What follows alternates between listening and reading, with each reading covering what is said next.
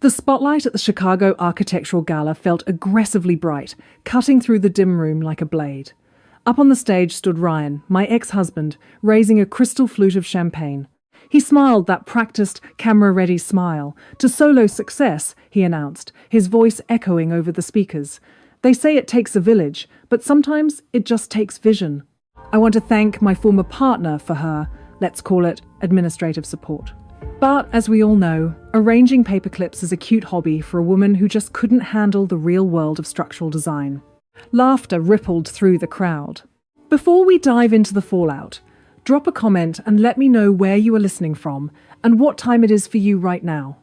I would love to know who is part of our community. I stood near the back of the ballroom, completely still. The laughter of the city's architectural elite washed over me, a symphony of expensive suits and blind ignorance. A few feet away from the podium stood Amanda, my former best friend and Ryan's current obsession. She was the woman who had stood by my side during our wedding, the one I had trusted with my most guarded professional secrets. Now she was the trophy on his arm. She caught my eye and let a slow, victorious smirk spread across her face, raising her own glass in my direction. I did not cry. I did not ask why. Anger was not loud this time. It was clinical. I rubbed my eyes, trying to summon regret. But there was only clarity. This was not a breakdown. It was a balance sheet. As I watched them bask in the stolen glory, I felt the familiar, heavy weight of being erased. It is a unique kind of silence, the silence of the discarded. You stand in a room full of people celebrating a structure whose very foundation you poured with your own hands, your own sweat, your own sleepless nights, and you realize you have been entirely painted out of the rendering. They look at the towering success and praise the man who merely bought the plaque, completely blind to the architect who actually calculated the load-bearing walls.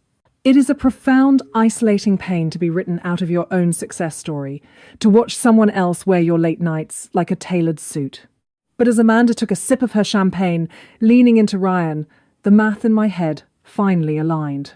This gala, the venue, the catering, the massive marketing campaign for his supposedly groundbreaking new design software, it was all incredibly expensive. Ryan's firm had been struggling with liquidity. The only way he could have funded a night like this was through the joint escrow account, $1.4 million of hidden escrow funds. An account I had personally helped manage. An account that required dual authorization. An account I now knew with absolute freezing certainty had been tampered with.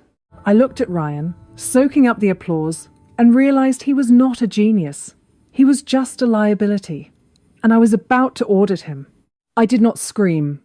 I did not throw a drink or make a scene. That is what Ryan wanted. He wanted the hysterical ex-wife, the emotional woman he could point to and say, "See? This is why she could not handle the pressure." I was not going to give him that satisfaction. My reaction was entirely transactional. I stepped smoothly toward the edge of the stage, bypassing the whispering guests. I scanned the room until I found Marcus. Marcus was a high-stakes litigator in his late 50s, a man who possessed the warmth of a shark and the precision of a scalpel. He was already in the crowd, nursing a sparkling water, watching me with raised eyebrows. I walked over to him, leaning in close so the surrounding chatter would mask my voice. "It is time," I whispered. Marcus simply nodded, setting his glass down on a passing waiter's tray. I pulled my tablet from my sleek leather bag. I did not open it to look at structural charts or design renders. I opened my legal logs. Over the past 3 weeks, I had been quietly, methodically tracking the metadata of Ryan's highly anticipated new design software. Every line of code, every architectural algorithm he was presenting to these investors tonight as his own solo brainchild. I watched the screen as the final packets of data synced with my secure server. The timestamp verified everything. 11:51 in the evening. I had the complete digital footprint. I had the original source code, time-stamped, months before Ryan even knew what the project was. The retaliation was ready. It was not going to be a loud explosion.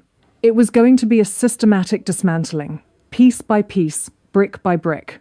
By 12:03 in the morning, his entire empire would be legally condemned. They were not going to be shocked by what they had done. They were going to be shocked that I had stopped playing along. Looking at Ryan up on that stage, my mind flashed back to the 5 years of our partnership.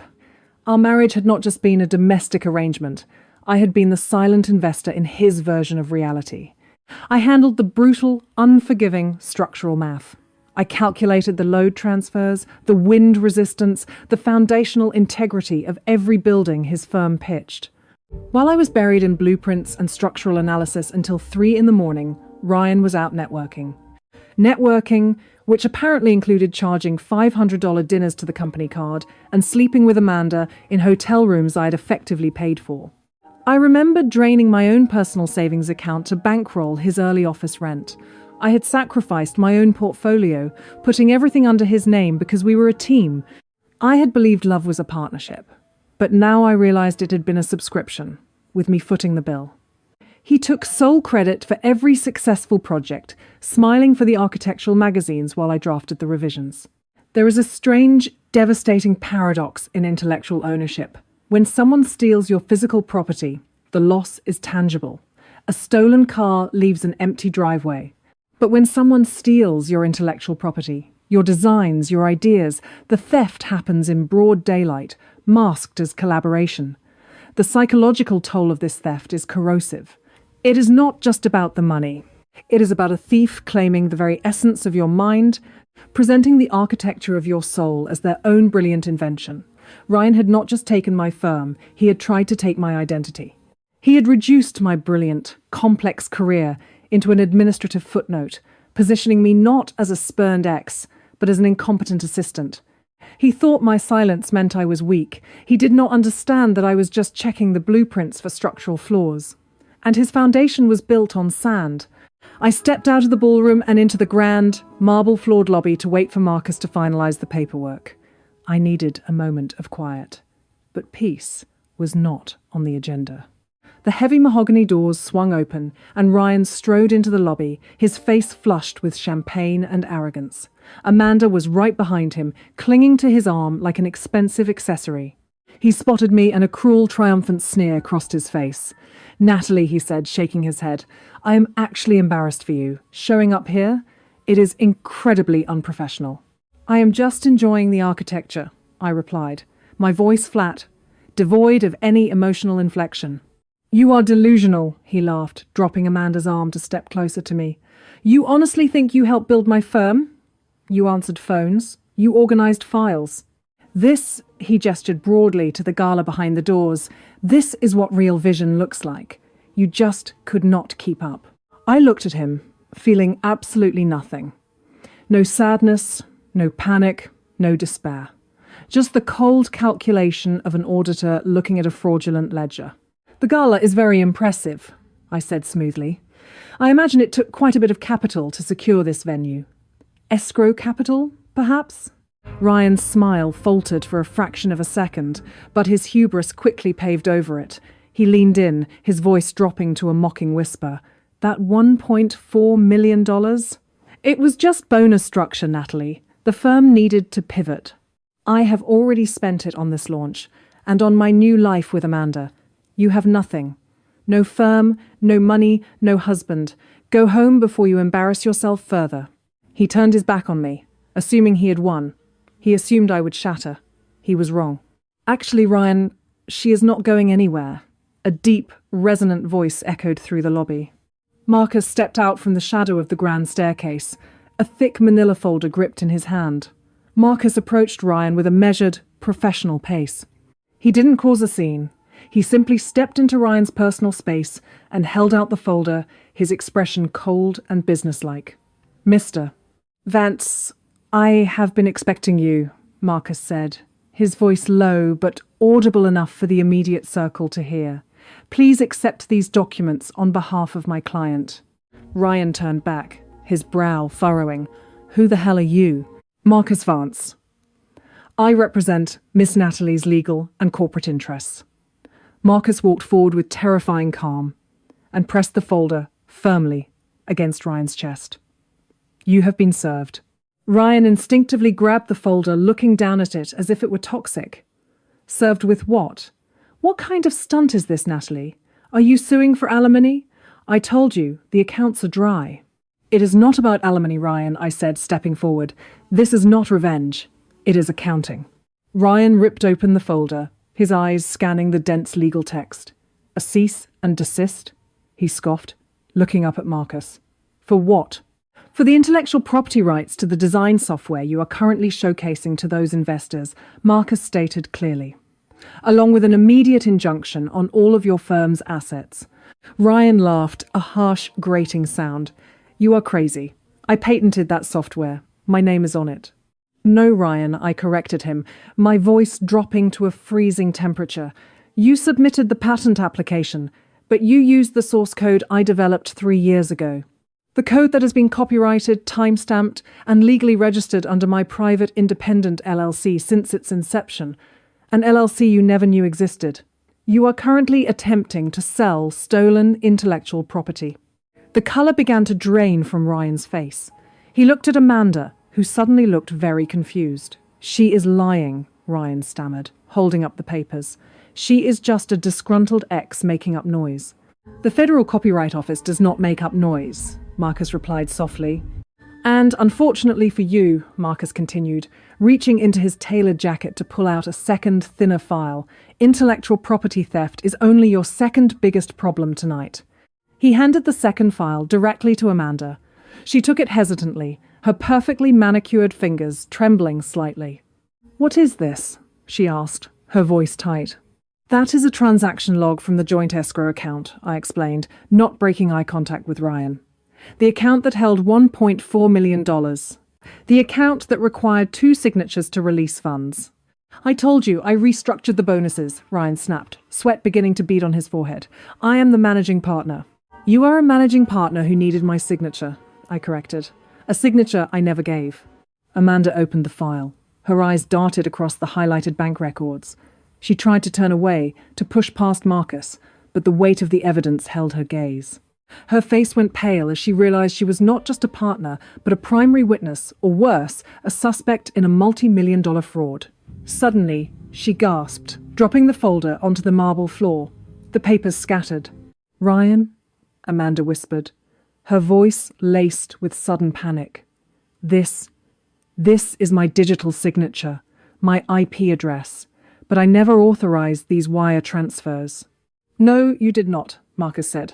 Ryan used your digital credentials to authorize the bypass, transferring $1.4 million into a private shell company to fund this gala and his new software launch. He did not just mismanage funds. He forged digital authorizations to drain a restricted escrow account. I looked at Ryan, whose arrogant facade had completely shattered. He was breathing heavily, looking wildly between me, Marcus, and Amanda. That is not a civil dispute, Ryan, I said, my tone absolute and final. That is felony-level bank fraud. And you used your new girlfriend's signature to commit it. The heavy doors to the ballroom opened. Mr. Sterling, the lead investor, stepped out with a small group of associates. His expression was not angry, but unnervingly calm. Mr. Vance, he said, his voice measured. We have been informed of a potential legal injunction regarding the software. We trust there is a misunderstanding, as our legal team does not appreciate being blindsided by criminal investigations. Ryan opened his mouth, but only a desperate, suffocated sound came out. I stepped past him, facing the investors directly. I spoke clearly and loudly, ensuring my voice carried back into the ballroom. Gentlemen, the innovative design software you are celebrating tonight is a stolen prototype. It belongs entirely to my firm. Furthermore, the capital used to host this event was obtained through felony bank fraud, utilizing forged digital signatures. I suggest you consult your legal departments immediately, as any investment into this venture is now tied to a criminal investigation. The investors recoiled, looking at Ryan with absolute disgust. It is fascinating to watch the architecture of one's own collapse. Ryan's desperate need to humiliate me publicly, to put me on a stage and tear me down, was not born of strength. It was the frantic, flailing attempt of a massive, fragile ego trying to mask its own fraud. He needed to diminish my reality so he could survive in his own fiction. He built a skyscraper of lies, but he forgot that I was the one who knew exactly how to calculate the stress points. He had engineered his own perfect destruction. I had alerted the Financial Crimes Unit earlier that morning. They weren't reacting to a spontaneous disturbance. They were following a pre-planned operation based on the evidence I provided weeks ago. The sirens were simply the signal that the audit of his life had officially concluded. The sirens were not a coincidence. They were the execution of an arrest warrant, authorized that very afternoon. Ryan was taken into custody before the gala had officially ended a logistical exit, far less glamorous than his entrance. Marcus checked his watch. Right on schedule, he murmured. Ryan looked at the flashing red and blue lights, reflecting off the glass doors of the venue. He looked at Amanda, who was backing away from him in sheer terror. He looked at me, his eyes begging for a mercy he had never shown. I gave him none. The fallout was swift and absolute. Ryan was arrested before the catering staff had even finished clearing the tables at the gala. The evidence of the forged escrow transfers was irrefutable. Facing multiple counts of felony wire fraud and corporate theft, he is currently awaiting trial, looking at a very long, very bleak stretch in a federal facility. Amanda avoided jail time by cooperating entirely, but her reputation in the Chicago design scene was reduced to ash. She moved out of state a month later. As for me, the injunction held. The court upheld the copyright filings, and I reclaimed full legal ownership of the software and all derivative designs. With the firm's assets frozen and the industry buzz shifting toward the truth, I leveraged my verified intellectual property to launch my own boutique firm. I used the recovered assets and the massive industry buzz generated by the scandal to open my own boutique architectural firm. I am no longer the invisible partner doing the math in the shadows. My name is on the door, and my name is on the blueprints. I have thought a lot about the nature of theft since that night. I realized that people can steal your money, they can forge your signature, they can even steal your work and put their name on it. But they can never steal your talent. They can never steal the brilliant, complex machine of your mind. I've come to realize that so many of us spend our lives building foundations for people who will never let us live in the house. If you are reading this, and you have ever felt like you are existing on the margins of your own life, if you have ever been the silent partner, the forgotten contributor, the one whose brilliance is constantly eclipsed by someone else's ego, know that your silence is not a life sentence. You do not have to accept the role they assigned you. Forgiveness isn't always for the other person. Sometimes it's the only way to set yourself free. But forgiveness does not mean letting them keep what is yours. It means taking back your power and building something beautiful on your own terms. Do not let them convince you that you are just administrative support in the grand architecture of your own destiny. You are the master builder. If you have ever had to reclaim your own narrative, if you have ever had to audit the people who thought they could use you, I want to hear your story. Drop a comment below. Let's celebrate the foundations we are building for ourselves.